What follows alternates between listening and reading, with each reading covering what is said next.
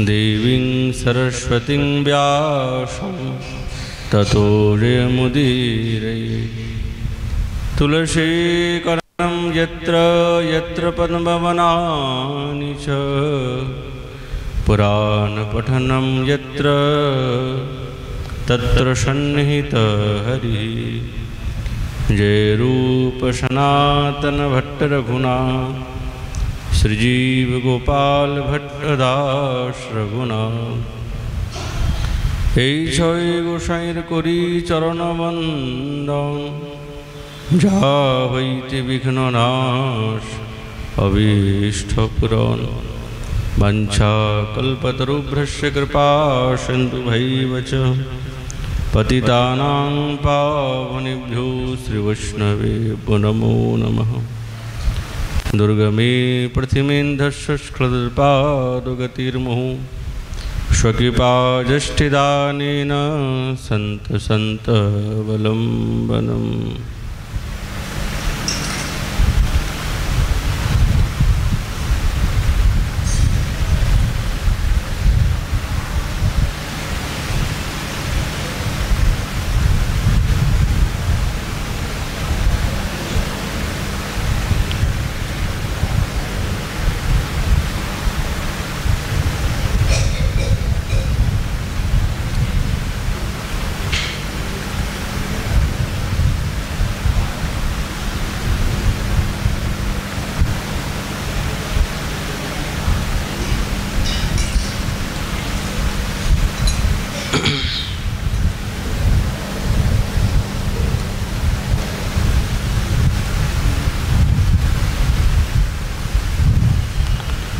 ओम नमो भगवते वासुदेवाय।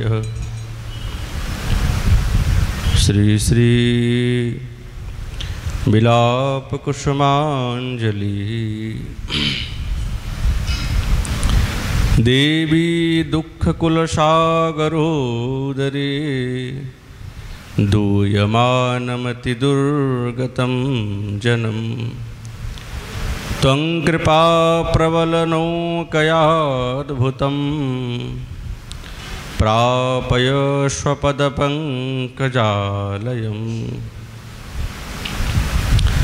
कलियुग पावन अवतार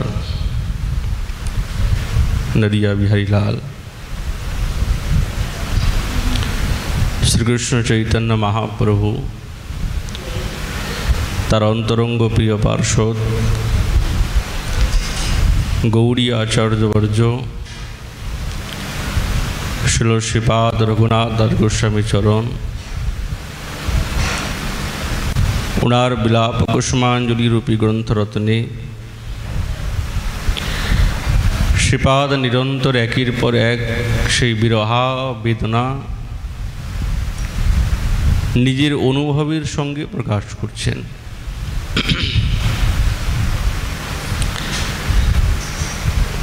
যখনই মনের মধ্যে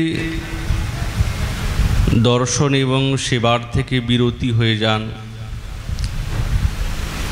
তখনই শ্রীপাদের হৃদয়ের মধ্যে দিব্য সেই বিরহ এবং বেদনা নিরন্তর খুব তীব্র প্রাপ্ত হয়। রাধা কিঙ্করী যুগল মিলনের মাধুরীর সঙ্গে সেবারসের আস্বাদন লাভ করে নিজেকে ধন্যাতি ধন্য বলে মনে করেন। শ্রীপাদের যখন স্ফূর্তির বিরাম হয়েছে, তখন সাধকাবেশে হৃদয়ের মধ্যে দৈন্যের উদয় এবং বৃন্দাবনেশ্বরী চরণটি যে এতটাই দুর্লভ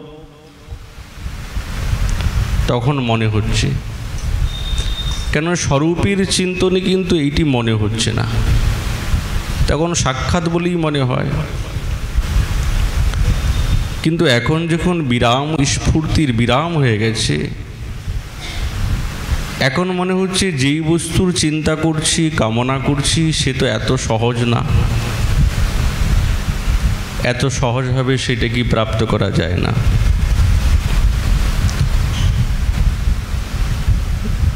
শ্যামনগর গোবিন্দ যেই যথার্থ বস্তুকে প্রাপ্ত করার জন্য এত লালায়িত থাকেন, সেই চরণ কি আমি অত সহজে পেয়ে যাব? আমার তো কোনো গুণ নেই যে এত দুর্লভ বস্তু অনায়াসে আমি পেয়ে যেতে পারবো।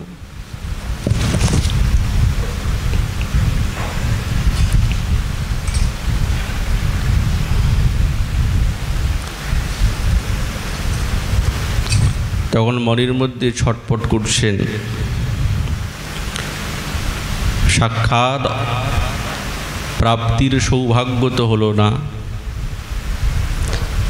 যেন কৃষ্ণের অনুরাগ রূপী সেই মকরন্দ সননশীল তোমার সেই দিব্য চরণ কমল সর্বদা আমি নিরন্তর বন্দনা করি, তার সৌভাগ্য লাভ করতে চাই। নিরন্তর ঠাকুরানীর শ্রীচরণকে বন্দনা করছেন। শ্রীমতীর মান মাধুরীর ভূমিতে শ্যামসুন্দরীর আস্বাদনের ভিতর দিয়ে ঠাকুরানীর পাদপদ্ম সেই রসের আস্বাদন প্রাপ্ত হয়েছেন মঞ্জুরি। তো শ্রীমতীর মান এই রসটি এত দিব্য যে গোবিন্দের ইন্দ্রিয়কে সুখের ভাবনাতে এই মান যদি না হয় তাহলে কিন্তু গোবিন্দের সুখের আস্বাদন হয় না। ওই জন্য এই আস্বাদনটা অবশ্যই প্রয়োজন, মান দরকার। ওই জন্য অভিমানিনী হন। আর রসরাজকে এই মানের দ্বারাই মুগ্ধতা প্রাপ্ত করে, আকর্ষণী শক্তি। যদি বৃন্দাবনেশ্বরী কোনো আকর্ষণী শক্তি থাকে, সেই শক্তিটি হচ্ছে মান। যেই মানরূপী রসের এমন আকর্ষণেতে গোবিন্দ মুগ্ধ হয়ে যান আর নিজের মতন থাকেন না।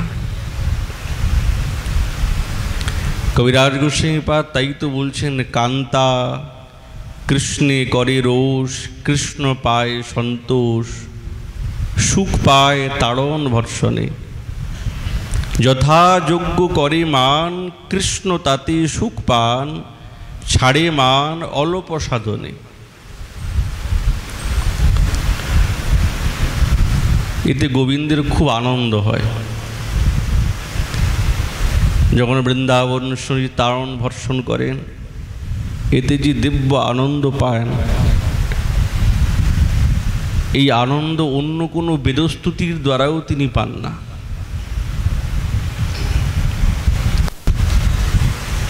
এটি হচ্ছেন এই ব্রজের শুদ্ধ এবং বিশুদ্ধ প্রেম। তুমি কি করে সুখী হবে? প্রেম কি খোঁজে? নিরন্তর তাকে খুশি করতে চায়, আনন্দ দিতে চায়। এটা হচ্ছে প্রেমের মাত্রা। প্রেম সবসময় চান যে তুমি আনন্দ পাও, তোমার আনন্দটাই আমার সর্বস্ব, সব কিছু, আর কিছু চাই না। এটাই হচ্ছেন শুদ্ধ অনুরাগ এবং শুদ্ধ প্রেম ব্রজের। ব্রজের বিশুদ্ধ প্রেম যেন জাম্বু নদহেম, আত্মসুখের যাহানাহি গন্ধ। এই ব্রজের প্রেমের মধ্যে কিন্তু কোনো প্রকারের কালিমা নাই, কোনো আত্মসুখের ভাবনা নাই, একবারে শুদ্ধ। সুখদেব মহারাজ যখন প্রথমে এই প্রেমের অনুসন্ধানের কথা বললেন না, তো প্রথমেই বললেন স্মরোদয়।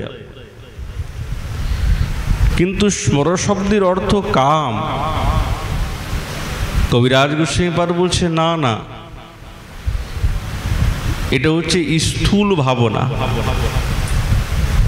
সূক্ষ্ম ভাবনা না। গোপীগণের প্রেম অধিরূঢ় ভাব নাম, বিশুদ্ধ নির্মল প্রেম কভু নহি কাম। একবারে নির্মল শুদ্ধ, যার মধ্যে কোনো দাগ নেই। কাম প্রেম দোহাকার বিভিন্ন লক্ষণ, লৌহ আর হেম জইছে স্বরূপে বিলক্ষণ। সোনা এবং লোহার মধ্যে অনেক পার্থক্য আছে, এক না। গোপীগণের প্রেম হচ্ছে তপ্ত সোনার মতন চকচক করছে,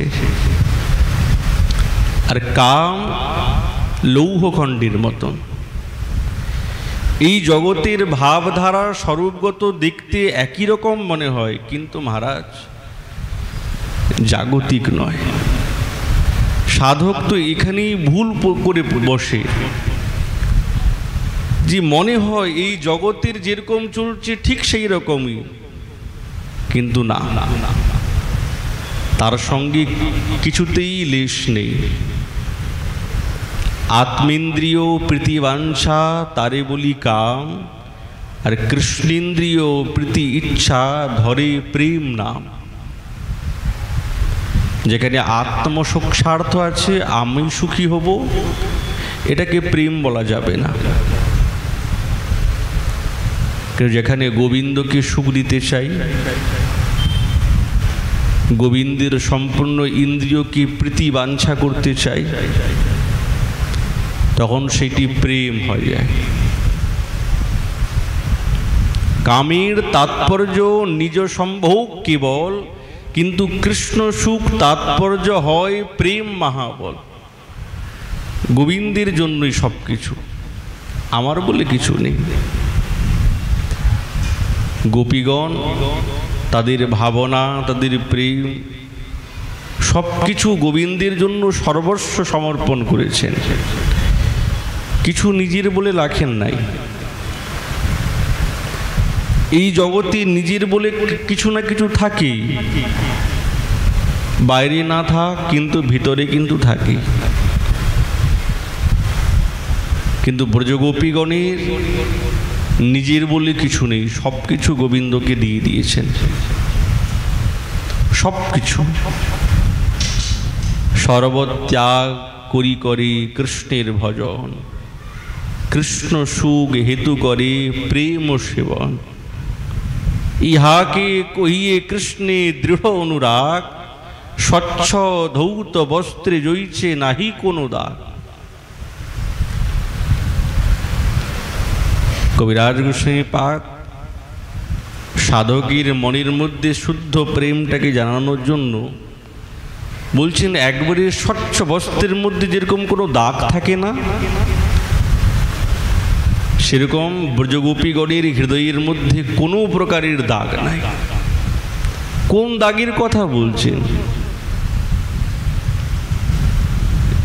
এই কামরূপী দাগের কথা। ওই জন্য বলছে, অতএব কাম প্রেম বহুত অন্তর, কাম অন্ধতম প্রেম সুনির্মল ভাস্কর। কাম হচ্ছে অন্ধকার, আর প্রেম হচ্ছে সুদীপ্ত আলো, সূর্যের প্রকাশ। অতএব গোপীগণে নাহি কাম গন্ধ, কৃষ্ণ সুখ লাগি মাত্র কৃষ্ণে সে সম্বন্ধ। তাহলে যা কিছু করছেন সবই কেবলমাত্র গোবিন্দের সুখার্থম। শ্রীপাদ শ্রী রূপ গোস্বামী পাদ বলছেন, গোপীগণ যা কিছু করছেন সব গোবিন্দকে সুখ দিতে চায়, এই সুখ ছাড়া আর কিছু নয়। এটাই হচ্ছেন ব্রজের বিশুদ্ধ প্রেম। আর এই প্রেম ব্রজ ছাড়া অন্যত্র নাই, অন্যত্র নাই, অন্য কোথাও পাওয়া যাবে না। বৃন্দাবনেশ্বরীর ধ্যানের শ্রীকৃষ্ণকে সুখ করা, সুখ দেবা। আর কিঙ্করীগণের ধ্যান বলছে যুগলের সুখ সাধনের জন্য। কেন এই সুখময় এবং সুখময়ীর নিকটে নিরন্তর থেকে নিজেকে নিজের সুখ প্রাপ্ত করা, এইটা কেবলমাত্র কিঙ্করী, এটি কেবলমাত্র মঞ্জুরিগণের দ্বারাই সাধ্য। যে সুখময় গোবিন্দকে, সুখময়ী বৃন্দাবনেশ্বরীকে নিকটে রেখে তাদের নিকটে থেকে আর নিজে সেই দিব্য সুখরূপী সাগরের মধ্যে ডুবে যাওয়া, এটা কেবলমাত্র রাধা দাসী ছাড়া আর কে করতে পারে? আর কার পক্ষে সম্ভব?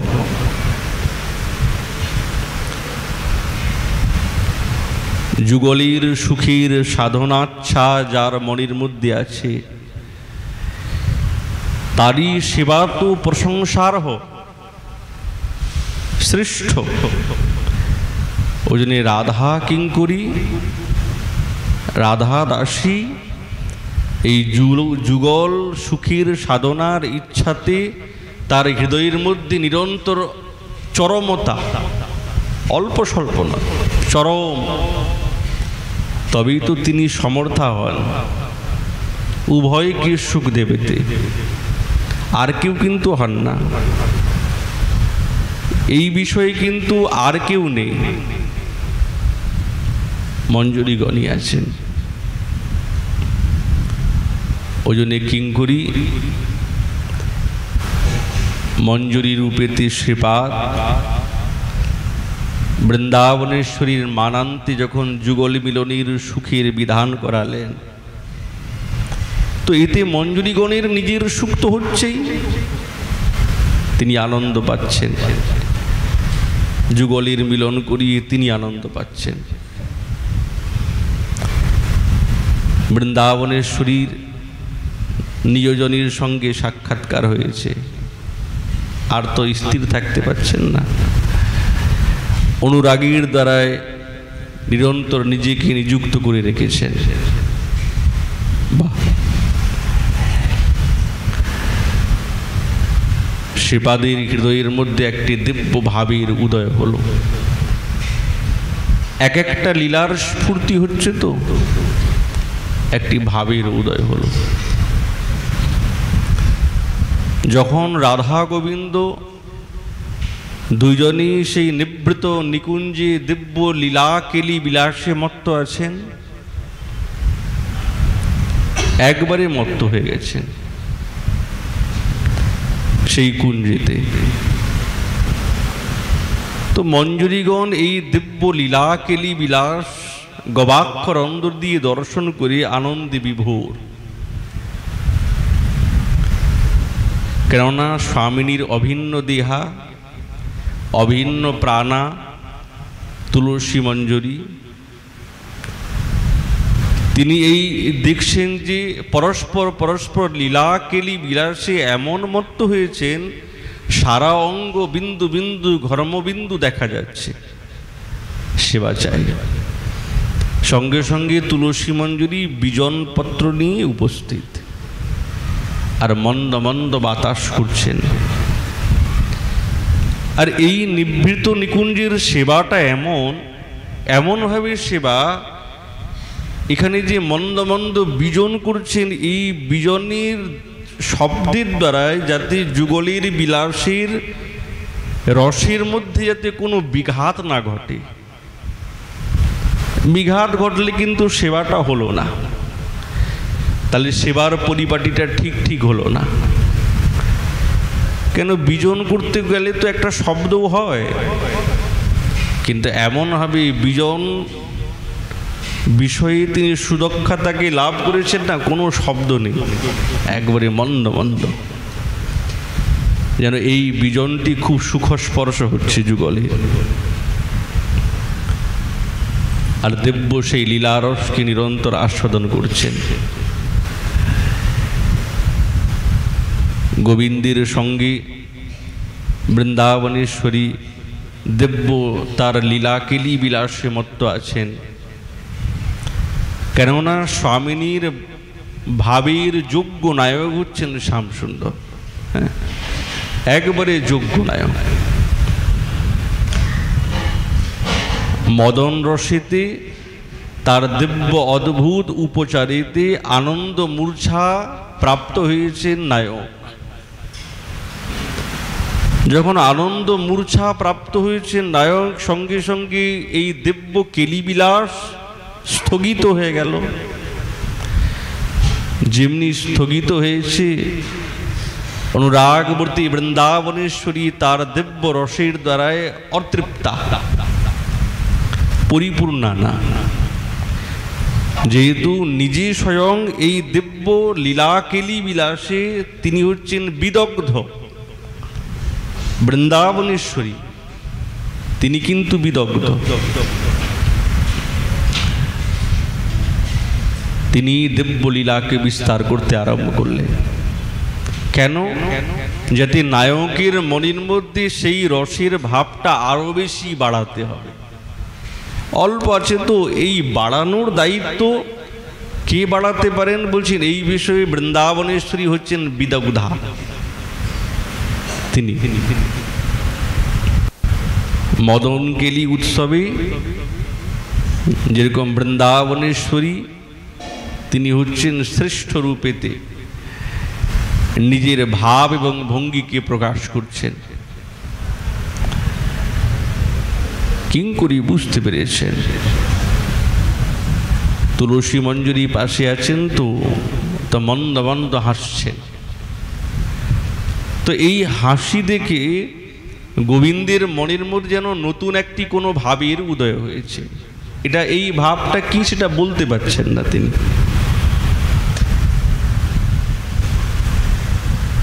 কিন্তু কিঙ্করী তো জানেন তার অঙ্গ ভঙ্গি, ভাব ভঙ্গি সবই একটা নতুন সেবার পরিপাটিকে জাগায়।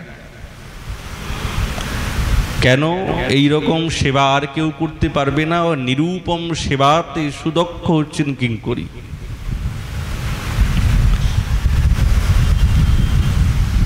কেবলমাত্র যে রসিকজন সেই বেদ্য তার দ্বারাই জানা যাবে। কেন মুচকি মুচকি হাসলে? গোবিন্দ যখন মূর্ছা থেকে মূর্ছা ভঙ্গ হলো, তখন দেখছেন বৃন্দাবনেশ্বরী শয্যার উপরে বসেছেন। আর যেমনি বসে আছেন দেখছেন, ইস কি সব কেশগুলো আলু থালু হয়ে গেছে, এবার কি হবে? একদিকে আঁচল, একদিকে হায় হায়। গোবিন্দ ভাবছেন কি করব কি না করব কিছুই বুঝতে পারছেন না। যে সম্পূর্ণ কলা বিলাসে বিদগ্ধ, আজ সে হতাশ হয়ে গেছে, একবারই হতাশ, যেন কোনো ইন্দ্রিয় আর কাজ করছে না। স্তম্ভ ভাব যেরকম দেখা যায়, এই ইন্দ্রিয়ের স্তম্ভিত হয়ে যাওয়া তাকে তো স্তম্ভ বলে। হায় হায়, ঠাকুরানী বলছে ইস কি হবে অবস্থা। মঞ্জুরি তো পাশেই দাঁড়িয়ে আছে, দেখি জানেন সবই, এরপরে কি হবে এটা কিন্তু কিঙ্করী জানে। এরপরে কি হবে? ভাবী লীলার অনুভবকারিণী হচ্ছেন কিঙ্করী মঞ্জুরি। এরপরে যে কি লীলা সম্পাদিত হবে এই বিষয়ে তিনি হচ্ছেন পারঙ্গতা, সব জানে, কিন্তু দাঁড়িয়ে আছেন পাশে, মুচকি মুচকি হাসছেন। বৃন্দাবনেশ্বরী এই যে দিব্য রূপামৃত দর্শন করে গোবিন্দ স্থির থাকতে পারছেন না। ঠাকুরানী যে শৃঙ্গার করলেই যে তিনি দিব্য রূপবতী হন এইরকম না, তিনি এমনিতেই পরমা সুন্দরী, শৃঙ্গারের প্রয়োজন হয় না, শৃঙ্গারের প্রয়োজন হয় না। শৃঙ্গার তো একটা রসকেলির বিলাস। তার এই রকম আলু থালু কেশ সব শৃঙ্গার বিভ্রষ্টা হয়েছে, কিন্তু প্রতি অঙ্গের থেকে দিব্য মাধুরী যেন ঝরঝর করে পড়ছে। আর গোবিন্দ নায়ক আস্বাদন করছেন, পাগল হয়ে গেছেন। এই রকম কি বলবেন কি না বলবেন কিছুই বুঝতে পারছেন না, একবারে উন্মাদের মতন, একবারে উন্মাদের মতন পাগল হয়ে গেছেন। একটু এইরকম অঙ্গমাধুরী শৃঙ্গার করে যদি দাঁড়াতেন তাহলে কি হতো? এখন তো শৃঙ্গারও নেই, সব আলুথালু হয়ে গেছে, তাই এইরকম বলছে। হ্যাঁ,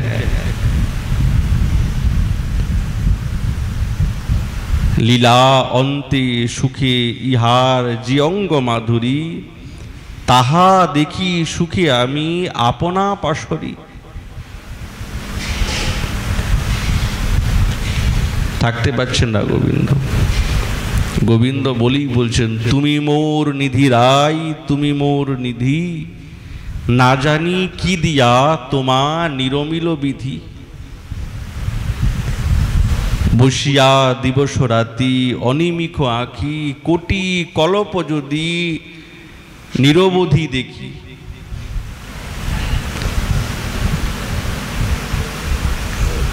কে তৈরি করেছে তোমাকে? কেমন ভাবে তৈরি করেছে? এই বিধি কিভাবে তৈরি করেছে? যদি নিরন্তর এইরকম বসে থাকি না দিন রাত, তবু আমার এই নয়ন চষক তোমার দিব্য রূপামৃত পান করে, কোটি কল্প যদি পান করি, তবু আমার মন ভরবে না, আমার মন ভরবে না।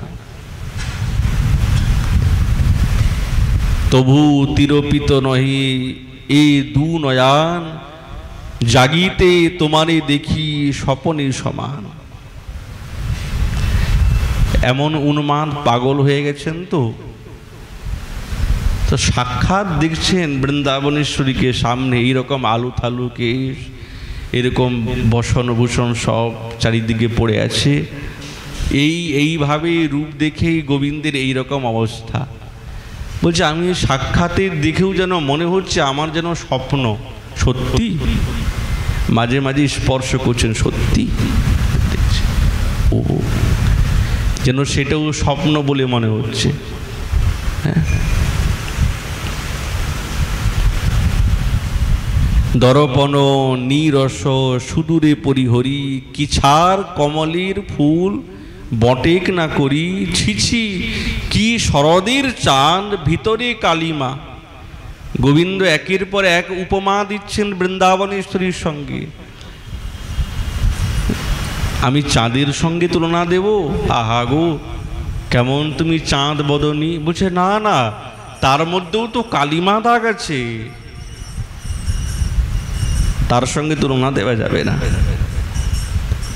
কি দিয়া করিব তোমার মুখের উপমা, যতনে আনিয়া সখী ছানিয়ে বিজুরি।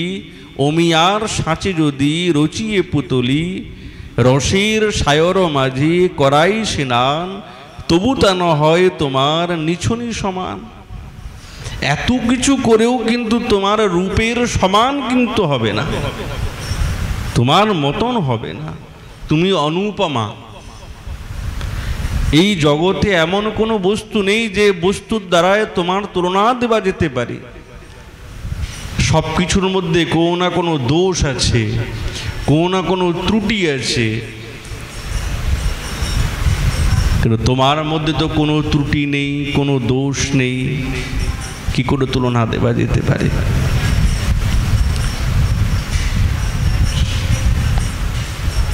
কোনো তুলনা তো আমার কাছে নাই।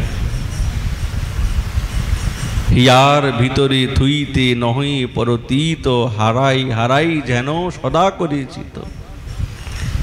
সবসময় আমার মনে হয় কি হারিয়ে ফেলবো। খুব যখন বহুমূল্য বস্তু আমাদের কাছে থাকে, তখন মনের মধ্যে একটাই ভয় নিরন্তর কাজ করে, হারিয়ে যাবে না তো, কেউ নিয়ে যাবে না তো। তখন সেই বস্তুটাকে বারবার তার দিকে লক্ষ্য থাকে, বারবার তার প্রতি দৃষ্টিপাত হবেই।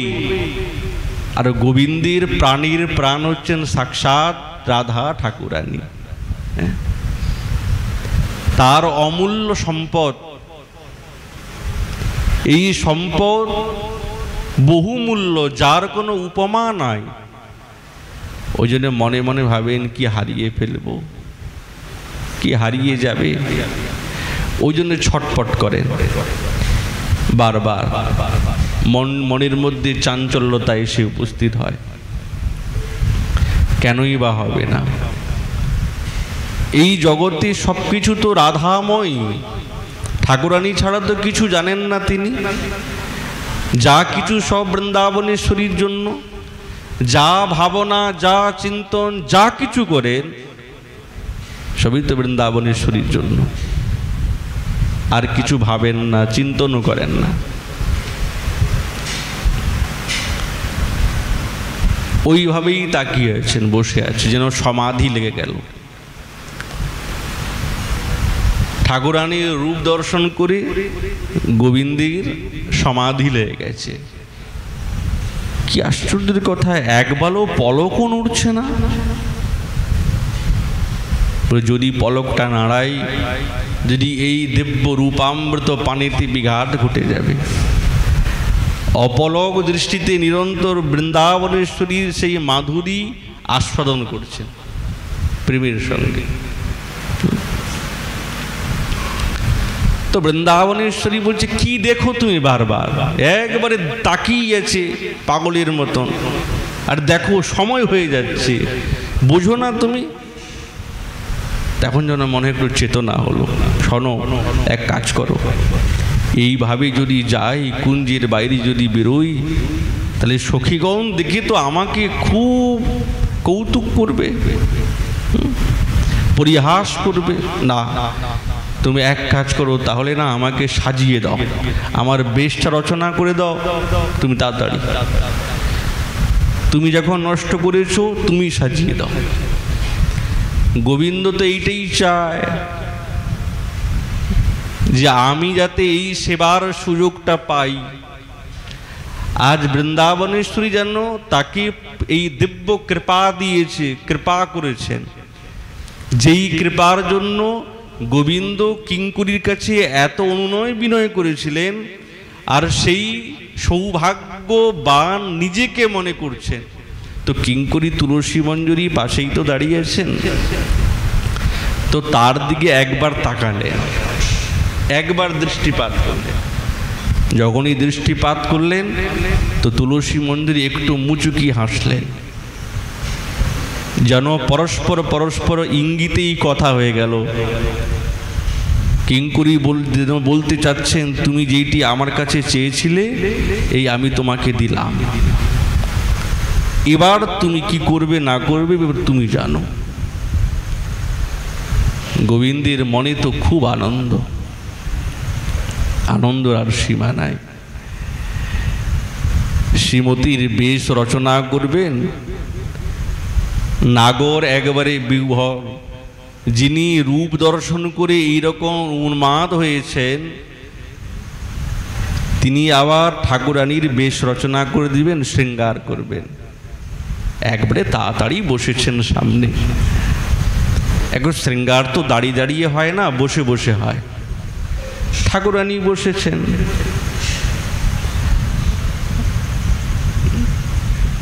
গোবিন্দ সামনে বসেছে শৃঙ্গার করবেন বলে। রতি ক্রীড়ার ভাবনা কি জানেন তো? শ্রীরূপ গোস্বামী পাদ বলছেন, পুংস স্ত্রিয় স্ত্রিয়া পুংসী সংযোগ সংযোগ নূচয়া স্পৃহা সশৃঙ্গার ইতি খ্যাতো রতিক্রীড়াদি কারণম। নায়ক নায়িকা পরস্পর পরস্পর, যদি নায়ক নায়িকাতে বা নায়িকা নায়কিতে যখন তাদের পরস্পর পরস্পর ভাবের আদান প্রদান হয়,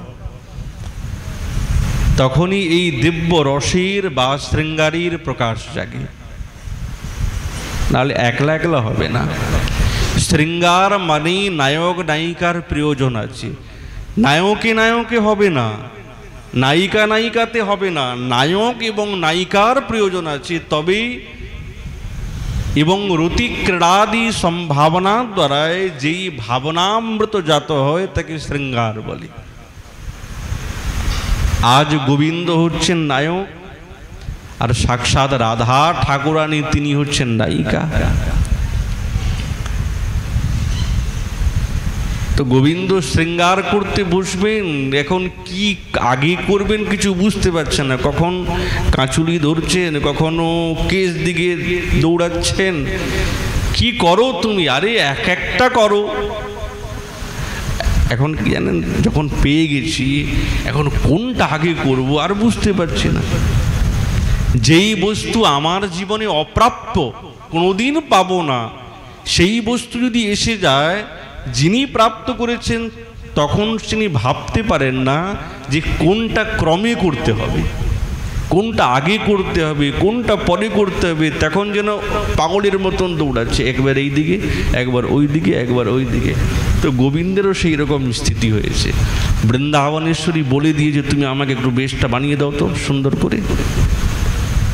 গোবিন্দের যে কি আনন্দ হয়েছে না, এই আনন্দের কারণে কোনটা আগে করবেন, কোনটা করবেন, কোনটা কিভাবে করবেন সব ভুলে গেছে, সব ভুলে গেছে, সব ভুলে গেছে। আর এই ভুল ভ্রান্তিটা কিসের কারণে? বলছে বৃন্দাবনেশ্বরী রূপামৃতের আকর্ষণে না পেরে বসেছেন। বসো, তুমি বসো, এখানে চুপচাপ বসে ধীরে ধীরে করো, অত তাড়াহুড়ো করতে হবে না, ধীরে ধীরে করো, বসো। গোবিন্দ বসেছেন। বৃন্দাবনেশ্বরী নিজের চরণটি বাঁ পাটি এগিয়ে দিলেন, এই নাও শোনো, আগে আলতাটা পরিয়ে দাও, আলতাটা পরাও। গোবিন্দ বৃন্দাবনেশ্বরী শ্রীচরণকে প্রাপ্ত করে আরো বেশি পাগল হয়ে গেছে। হায় হায়, চরণটাকে শ্রী করকমলের মধ্যে যত্নের সঙ্গে নিয়েছেন, আর ওই চরণের দিকে তাকিয়ে আছেন। এই চরণই তো আমার সব কিছু, এটাই তো আমার সব কিছু। নিজের বুকের কাছে নিয়েছেন। চরণের মাধুর্য দর্শন করে শ্যামসুন্দর আত্মহারা নিজেকেই ভুলে গেছেন, আমি কে, আমার স্বরূপটা কি, কি করতে হবে, কি করতে বলেছিল আমাকে, ভুলে গেছে। ইতিমধ্যেই ভুলে গেছে। তোমাকে তো বললো ঠাকুরানী যে আলতাটা পরিয়ে দাও, ভুলে গেছে। চরণের আকর্ষণে, তার মাধুর্যে। তো ঠাকুরানী বলছে, কি করছো তুমি, টানাটানি করছো কেন, কি হয়েছে? আরে আলতাটা পরাও না তাড়াতাড়ি, সময় হয়ে যাচ্ছে না, বুঝো না? এখন গোবিন্দ কি করবেন? গোবিন্দ তো আর বুঝতেই পারছেন না, আরো বেশি উন্মাদ এসে গেছে। এখন নেশাটা কাটবে কি আরো বেশি বেড়ে গেছে, নেশাটা আরো বেশি তীব্র নেশা। সখীগণ দেখলে কি বলে বলো তো,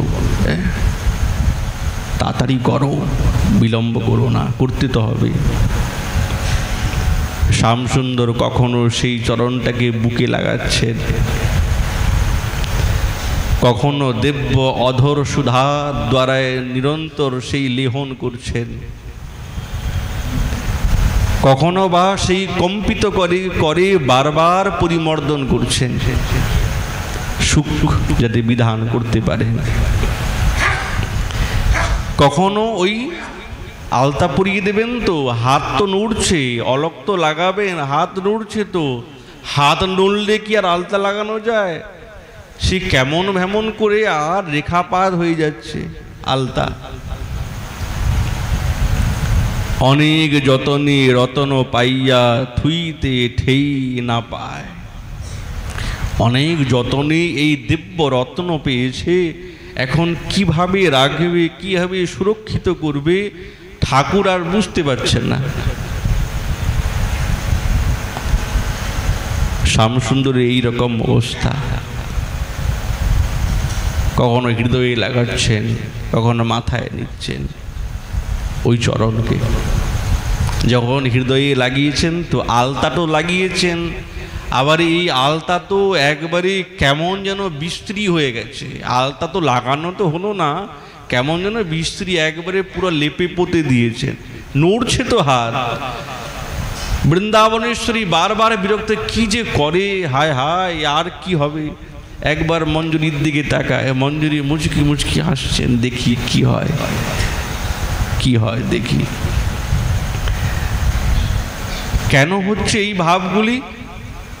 বলছে বৃন্দাবনেশ্বরী এই দিব্য চরণ প্রাপ্ত হয়ে গোবিন্দ আত্মহারা, আর কিছু কাজ করছে না, ইন্দ্রিয় শিথিল হয়ে গেছে।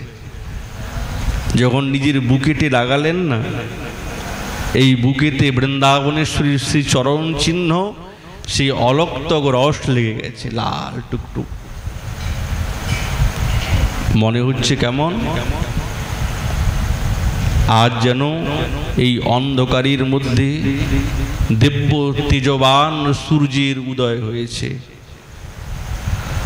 না না, এইরকম মনে হচ্ছে যেন সাক্ষাৎ এই যমুনা রূপী হৃদয় বক্ষস্থলেতে যেন কোনো রক্ত কোকোনদ ফুটে উঠেছে। গোবিন্দের হৃদয়ের মধ্যে ভৃগুপদ চিহ্ন, গোবিন্দের হৃদয়েতে সাক্ষাৎ লক্ষ্মী দেবী বিরাজিত আছেন, স্বর্ণরেখা। কিন্তু আজ বৃন্দাবনেশ্বরীর শ্রী চরণ চিহ্ন এই সকলের ভাবকে একবারে ঢাকা দিয়ে দিয়েছে। আর ঢাকা দিয়ে দিয়েছে বৃন্দাবনেশ্বরীর সেই দেদীপ্যমান চরণের মাধুর্য। আর এই চরণ সৌন্দর্য দর্শন করে গোবিন্দ তো একবারই আত্মহারা, নিজের মতন নাই। গোবিন্দ যখন আলতা পরাতে একবারে অসমর্থ, পাচ্ছেন না, ছাড়ছেনও না। আর যখন না পারছে ছেড়ে দাও, আবার ছাড়ছেনও না, পরাবেই। বৃন্দাবনেশ্বরী থাক থাক থাক থাক, আর পরাতে অনেক হয়েছে, ও বাবা একবারে যেন ছাড়বেই না। শোনো, ভেবেছিলাম তুমি পড়াতে পারবে, কিন্তু তোমার দ্বারাই আর হবে না। তুলসী, এ তুলসী, তাড়াতাড়ি পরিয়ে দে, তো আলতাটা পরিয়ে দে, কেমন হবে পড়াতে হয় দেখিয়ে দে। কিঙ্করী সঙ্গে সঙ্গে এসে উপস্থিত। জানেন তিনি ঠাকুরানী আমাকেই ডাকবে, আমাকে ডাকবেই, এই সেবা আমার দ্বারাই হবে, আর কার দ্বারা হবে না। সঙ্গে সঙ্গে এসে গোবিন্দ তো বসেছিলেন পাশে, শোনো, সরো সরো, তোমার দ্বারা হবে না, তুমি তো অনেক চেষ্টা করলে, শিখে নাও। গোবিন্দ মনে মনে ভাবছেন, আমি এই অনেক কষ্টে সেবা পেয়েছিলাম, কিন্তু আমি এই সেবাতে এতটাই অযোগ্য, আমি ঠাকুরানীর চরণে আলতা পরাতে পারলাম না। হায় হায়, মনে দুঃখ। এখন আলতা তো চারিদিকে লেপে দিয়েছেন। বৃন্দাবনেশ্বরী বলছেন, দেখলি তো কেমন কেমন করে দিয়েছে, মোচ মোচ। তো কিঙ্করি করলেন কি, সঙ্গে সঙ্গে গোবিন্দের পীতাম্বরটাকেই টেনেছেন, টেনেই ওইটাই দিয়ে মুছতে আরম্ভ করছেন। গোবিন্দের মনে এক তো সেবা থেকে বঞ্চিত হয়েছে বলেন কষ্ট, আরেক দিকে আনন্দ হচ্ছে যে আমার এই পীতাম্বর আজকে সার্থক হলো, যে আজ এই পীতাম্বরের মধ্যে সাক্ষাৎ ঠাকুরানীর সেই চরণীর সেই অলক্তক রস আমার এই পীতাম্বরে লেগেছে। কোনো না কোনো সেবাতে তো লিখতে পেরেছি আমি। এটাও কিন্তু কিঙ্করীর বড় অবদান, মঞ্জুরির বড় অবদান। তিনি যদি না এই দেন তাহলে পাবেন কি করে? তুলসী মঞ্জুরি শ্যামসুন্দরকে একটু সরিয়ে আর সুন্দরভাবে যেমনি বৃন্দাবনেশ্বরীর শ্রীচরণ নিজের করকমনে নিয়েছেন আর আলতা পরাবেন, সঙ্গে সঙ্গে না, সঙ্গে সঙ্গে লীলাটা স্ফূর্তি বন্ধ হয়ে গেল। সিদ্ধ স্বরূপের চিন্তনটা বন্ধ হয়ে গেল। তখন তিনি ছটফট করতে আরম্ভ করছেন। এই লীলা আস্বাদন করতে করতে করতে করতে যখন বিরতি হয়ে যায়, বিরাম হয়ে যায়, তখন কেমন আর্তনাদ, হায় হায় কোথায় সেই চরণ, এটাকে তো পাচ্ছি না। যেই চরণ প্রাপ্ত করার জন্য শ্যামসুন্দর এমনভাবে লালায়িত থাকেন, যার দিব্য রূপামৃত পান করার জন্য যিনি নিরন্তর নিরন্তর আত্মাহারা হয়ে যান, সেই চরণ আমি পেলাম না, কি হবে এবার? ছটপট করে। বৃন্দাবনেশ্বরী ছাড়া তো গোবিন্দ থাকতে পারেন না, সবসময় আত্মহারা। রা শব্দ উচ্চারণাদ এব স্ফীতো ভবতি মাধব, ধা শব্দোচ্চারত পশ্চাৎ ধাবতি এব সসম্ভ্রম। গোবিন্দ যারা নাম শোনা মাত্রেতে সসম্ভ্রমে দৌড়াতে আরম্ভ করেন, সেই বৃন্দাবনেশ্বরীর সেবা থেকে আমি বঞ্চিত হয়ে গেলাম, ছটপট করে অস্থির হয়ে যান। এবার কি হবে আমার? তোমার চরণ ছাড়া তো আমার কিছুই নেই, আমার তো কিছুই নেই। এই দুঃখরূপী সিন্ধুর সাগরের মধ্যে ডুবে গেলেন, কোনো আশ্রয় খুঁজে পাচ্ছেন না, নিরাশ্রয়। দিব্য লীলা সাক্ষাতে পৌঁছে গেছেন, আর তখন যদি এইরকম বঞ্চিত বলে মনে হয় নিজেকে, তেমন কেমন স্থিতি। এই বিরহরূপী সাগরেতে হাবুডুবু করছেন শ্রীপাদ। বিলাপ করতে করতে বৃন্দাবনেশ্বরীর শ্রীচরণ, তার কথা চিন্তন করছেন। তোমার চরণটাই তো আমার আলোয়, আমার আশ্রয় ভূমি, আমি থাকবো কোথায়?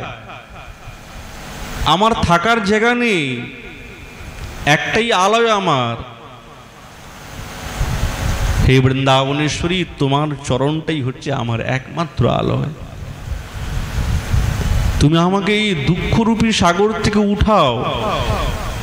তোমার সেবা থেকে বঞ্চিত, তোমার স্ফূর্তি থেকে বঞ্চিত হয়ে গেলাম আমি, কি নিয়ে বাঁচব? তোমার কৃপারূপী প্রবল নৌকাই দরকার। তো এই নৌকার দ্বারাই যেহেতু ভবসাগর পার হওয়া যায় না, কিন্তু আমার বড় আশ্বস্ত তোমার বিরহরূপী এই সাগরকে পার করতে পারবো। তোমার কৃপা চাই, একটু কৃপা হলেই হবে। আমাকে তুমি তোমার নিজের আলোয় নিয়ে চলো, তোমার চরণে নিয়ে চলো। হে কুঞ্জ বিলাসিনী, আমার ঈশ্বরী, নিবেদন করিছে তোমার কিঙ্করী। দুর্নিবার নিখিল যে দুঃখ পারাবার, তাহি নিমজ্জিত আমি কি করে উদ্ধার। উত্তপ্ত দুর্দশাপন্ন হইয়া অতিশয়, কাতরিতে ডাকিতেছে হইয়া সদয়। সুপ্রবল কৃপারূপ নিজ নৌকা দ্বারে, তুয়া পাদ পদ্ম লাভ করাবে কি মোরে। তুমি না কৃপা করলে তো এই চরণরূপী আলোয় প্রাপ্ত করা যাবে না। নতুবা পরাণ যার কাঁদিতে কাঁদিতে, বিলাপ করিয়া কহে দাস রঘুনাথে। হে হরিপদ নিত্য করিয়া নিয়ম, দাস গোস্বামীর কাঁদা মুখ করহ স্মরণ।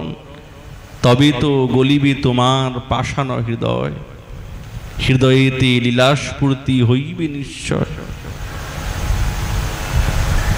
শ্রীপাদ যেরকম লীলার স্ফূর্তিতে ডাকছেন, ছটপট করছেন, আর থাকা যাচ্ছে না। त्वद अलोकन कालाद इह दंशैरेव मृतम जनम, তৎপাদাবজ মিলল্লাক্ষাভেষজৈর দেবী জীবয়। ভেষজ মানে ঔষধ।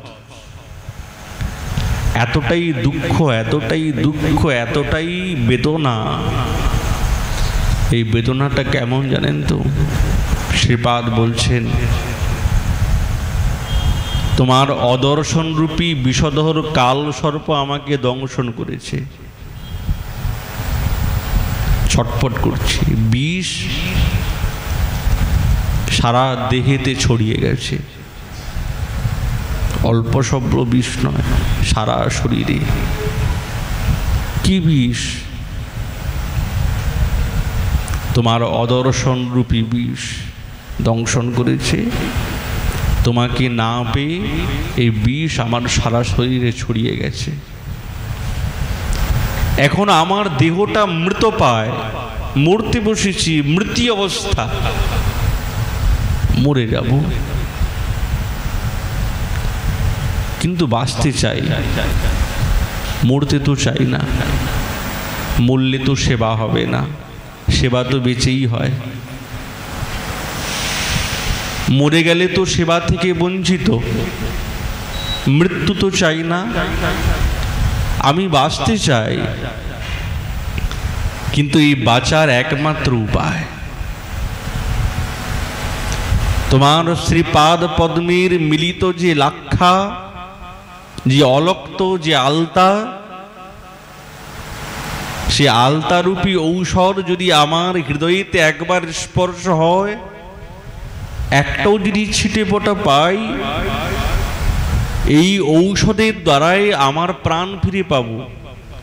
নাহলে যেই সর্প আমাকে দংশন করেছে, এই জগতের কোনো ঝাড়ফুঁকের দ্বারা এই বিষ নামবে না। এই জগতের কোনো ঔষধের দ্বারা এই বিষ নামবে না।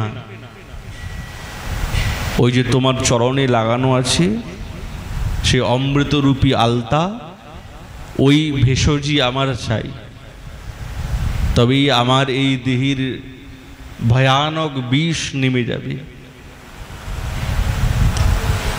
যখন স্ফূর্তির বিরাম হয়েছে না,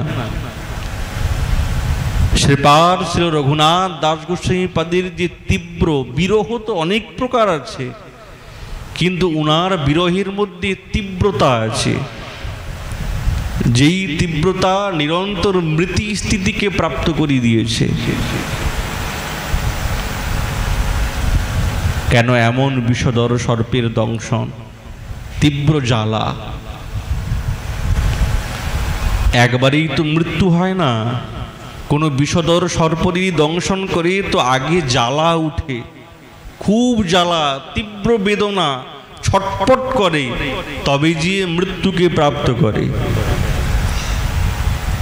তো আমার না, তোমার অদর্শন রূপী যে সর্প আমাকে দংশন করেছে, আমার সারা হৃদয়ে আপাদ মস্তক জ্বালা করছে, জর্জরিত, ছটফট করছে। এখন আমার মৃত্যু দশা উপস্থিত। শ্রীপাদের মনে পড়ে গেল রাধা ঠাকুরানীর বিরহ বিষের জ্বালায় দগ্ধ হয়ে যেন আমি মৃত্যুকেই প্রাপ্ত করি, মরেই যাই, কি হবে বেঁচে। কিন্তু এই মৃত্যু নিবারণ করা একমাত্র উপায় বৃন্দাবনেশ্বরীর বিরহ জ্বালা তিনি ব্যতীত আর তো কেউ এই জ্বালাকে নষ্ট করতে পারবে না, আর কেউ এই জ্বালাকে ধ্বংস করতে পারবে না। যার জন্য জ্বালা উৎপন্ন হয়েছে সেই এই জ্বালাকে নিবারণ করতে পারবে, আর কেউ পারবে না। যার ভয়ানক এই বিরহরূপী জ্বালাতে শ্যামসুন্দর পর্যন্ত ছটফট করে, শতকোটি গোপী পর্যন্ত তাকে দিব্য আনন্দ সম্পাদন করতে পারেন না। যিনি নিরন্তর বৃন্দাবনেশ্বরীর জন্য চারিদিকে দৌড়াতে থাকেন, যমুনা পুলিনে বসে থাকেন, যার নামের চিন্তন করেন, যাকে নিরন্তর ডাকেন, যার জন্য যমুনা পুলিনে যমুনা তটে বিলাপ করেন, তিনি ছাড়া আমার এই হৃদয়ের বিরহর জ্বালা আর কেউ উপশম করতে পারবে না, আর পারবে না। কবি জয়দেব বলছেন বসন্ত রাশির বর্ণনা করতে গিয়ে, कंसारीरपि संसार वासना बद्ध श्रृंखलाम राधा माधाय हृदय तत्याज ब्रज सुंदरी इतस्ततस्तामानुसृत्य राधिका मनंग बाण व्रण खिन्न मानस व्रणमने घा कृतानुताप सकलिंद नंदिनी तटांत कुंजे विषाद माधव। গোবিন্দ যখন বসন্ত রাশি উপস্থিত হয়ে গেছেন, সমস্ত গোপীগণ দিব্য নৃত্য করছেন, দিব্য রসের উল্লাসে মত্ত। কৃষ্ণ দেখুন সমস্ত গোপীগণের সঙ্গে একই ভাবনা রাখছেন, একই রসের উদ্গার প্রকাশ করছেন। তো এইটা দেখে না বৃন্দাবনেশ্বরীর মনের মধ্যে মান জাগলো, আচ্ছা সকলের মতন একই, সকলের মতন একই, আমাকে সকলের মধ্যে, হ্যাঁ আমি আলাদা নয়, সকলের মধ্যে। মানিনী হয়ে গেলেন। এটা তো বাস্তবিক হবেই, তিনি তো মানিনী। আবার এই রকম মান তো মানিনী করে তিনি মনের দুঃখে সেই রাসস্থলী ত্যাগ করে অন্যত্র চলে গেলেন। যেমনি চলে গেলেন তো গোবিন্দের দৃষ্টি সঙ্গে সঙ্গে আর আনন্দ হচ্ছে না। বৃন্দাবনেশ্বরী ছাড়া তো আনন্দ হবে না। তো সাক্ষাৎ শ্যামসুন্দর সে রসাভিলাষ রূপ, তার সম্যক সারভূত সেই দৃঢ়ীকরণে শৃঙ্খলা স্বরূপা তিনি সকলকে শেকলে বদ্ধ করে রাখেন। নিজে রসরূপী শেকলের দ্বারা এই ক্ষমতা কেবলমাত্র বৃন্দাবনেশ্বরীর মধ্যে আছেন। ওই জন্য তিনি হচ্ছে রস শৃঙ্খলা স্বরূপা। শিল রূপ গোস্বামী পাদ বলছে রস শৃঙ্খলা স্বরূপা। তিনি এই দৃঢ়ীকরণের জন্য রস শৃঙ্খলা। বৃন্দাবনেশ্বরীকে হৃদয়ে না ধারণ করলে তো আর হবে না। তো গোবিন্দ বৃন্দাবনেশ্বরীর কথা চিন্তা করতে করতে সমস্ত ব্রজগোপীগণকে ওই অবস্থাতে ত্যাগ করে চলে গেলেন। কোথায়? বৃন্দাবনেশ্বরীকে অন্বেষণ করতে। দেখতে পাচ্ছেন না, ছটপট করছেন, ছটপট করছেন। হৃদয়ের মধ্যে কন্দর্পের দিব্য বাণের দ্বারা আঘাত পেয়ে ঘা হয়ে গেছে, জ্বালা করছে, এখন ছটপট করছেন। বৃন্দাবনেশ্বরীকে না পেলে আর স্থির থাকতে পারবেন না। কেমন জানেন তো? শতকোটি গোপীতে নাহি কাম নির্মাপন। এত গোপীগণ আছেন তো বৃন্দাবনেশ্বরীর কি প্রয়োজন? ওরে বাবা, না না, বৃন্দাবনেশ্বরী তো সবকিছু, তিনি তো মূলা। যখন রাসোৎসবের পূর্বে মধ্যরাত্রিতে গোবিন্দ যখন বাঁশি বাজালেন, ওই কদম্বের তরুতলি ত্রিভঙ্গি মঠাম কুন মন্দ মন্দ বায়ু প্রবাহিত হচ্ছে, বাঁশি বাজালেন। সকলে এসেছেন, সব গোপীগণ এসে গেছেন। যখন এসেছেন না, সকলকে বলে শোনো, তোমরা এইরকম মধ্যরাত্রি আসা কি তোমাদের ঠিক হয়েছে? তোমরা কুলবতী বালা, যাও, ফিরে যাও। এরকম মধ্যখানে আসা ঠিক নেই। কত কিছু কথা, কত শিক্ষা, কত মর্যাদা, কত ধর্মের কথা গোপীগণ চুপ করে দাঁড়িয়ে আছেন, শুনছেন। কেন? বলে তখন না অবহিথ্যা ভাবের প্রকাশ জেগেছে। আর এই অবহিথ্যা ভাব হচ্ছে মূল ভাবকে গোপন করে যে কৃত্রিম ভাব প্রকাশ করা হয় তাকে অবহিথ্যা ভাব বলে। তো গোবিন্দ মনের মধ্যে কোনোদিনই তাদের প্রতি অবহেলা নয়, কিন্তু আজ বৃন্দাবনেশ্বরীকে না দেখে তাদের প্রতি একটা কৃত্রিম ভাব প্রকাশ করছে, না তোমরা ফিরে যাও। এটা কিন্তু মনের কথা না, গোবিন্দের মনের কথা না, এটা কৃত্রিম তৈরি করেছেন তিনি। কিন্তু যখন বৃন্দাবনেশ্বরী এসে উপস্থিত হয়ে গেছেন, আর কিন্তু না তো কোনো নীতির কথা বলছেন, না কোনো ধর্মের কথা বলছেন, না বলছেন চলে যাও। এই যে স্বাগতং বো মহাভাগা কিং করবামতে, এই কিং করবামতে এই কথা ততক্ষণ বলেছেন ততক্ষণ বৃন্দাবনেশ্বরী আসেন নাই। যখন বৃন্দাবনেশ্বরী এসেছেন না, তখন কিন্তু এই শব্দটা নাই, কিং করবামি, আমি কি করব, কেন এসেছো তোমরা, এই কথা তখন নয়। যতক্ষণ বৃন্দাবনেশ্বরী আসেন না তার পূর্বের কথা। কেন? বলছে এই অবহিথ্যা ভাব বৃন্দাবনেশ্বরীর কাছে প্রকাশ পায় না, ওখানে কৃত্রিম ভাব তিনি রাখতে পারেন না। তাই কবিরাজ গোস্বামীপাদ বলছেন, শতকোটি গোপীতে নহি কাম নির্মাপন। শতকোটি গোপী আছেন, তাতে কিন্তু মন সন্তুষ্ট নয়, আনন্দ বর্ধিত নয়, অন্তরে কিন্তু নিরন্তর বৃন্দাবনেশ্বরী সেই বিরহ ব্যথা ছটপট করছেন। তাকে না পেলে এই বিরহের দশা কিছুতেই উপশম হবে না, শান্ত হবে না, কিছুতেই শান্ত হবে না। ওই জন্য ছটপট করতে করতে বলেন, উঠিতে কিশোরী বসিতে কিশোরী, কিশোরী হইল সারা, সবই কিশোরী, তাকে ছাড়া কিছু চাই না।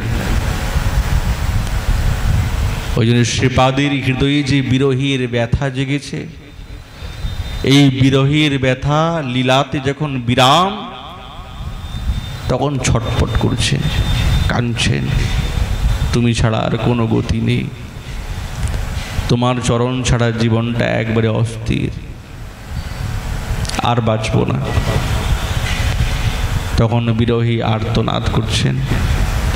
সাধক এই ক্রমানুসারে নিজের স্বরূপের কথা চিন্তা করতে করতে করতে করতে সাক্ষাৎ সেই লীলারূপে দিব্য স্ফূর্তিতে প্রবেশ করবে। যখন স্ফূর্তি হচ্ছে তখন আনন্দ, যখন স্ফূর্তি থেকে বিরাম হচ্ছে তখন কাঁদছেন, ছটপট করছেন, আকুতি বিনতি করছেন, প্রার্থনা করছেন, আর বাঁচা দায়, মৃত্যু অবস্থা পর্যন্ত প্রাপ্ত হয়ে যাচ্ছে। শ্রীপাদ এটি তো অনুভবের দ্বারা সাধককে দেখিয়ে দিচ্ছেন, নিজের বিলাপের দ্বারা, নালে তো আমরা কি করে জানতাম। এইভাবেই শ্রীপাদ নিরন্তর আস্বাদন করছেন। এই বলে আমাদের ভাগবতী কোথায় এখানেই বিশ্রাম। মহাপুর কৃপালে আগামীকাল আবার এই বিষয়ে আলোচনা হবে। নিতাই গৌর হরি। সকলে বাল্যভোগ নিয়ে যাবেন।